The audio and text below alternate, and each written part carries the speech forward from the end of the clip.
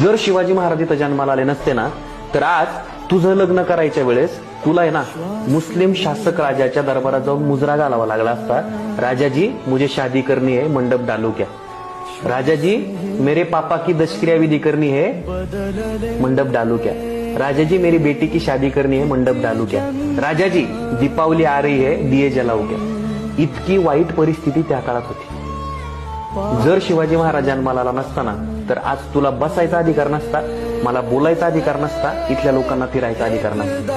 तू आज महाराष्ट्र भारत देशाच्या बाहेरचे जे मुस्लिम शासक प्रदेश आहेत ना, त्यांच्या कधीतरी जाऊन बघ. इराक, कझाकिस्तान, अफगाणिस्तान. काय अफगाणिस्तानच्या क्रिकेट बोर्डाचं फंडिंग काढून घेतलं.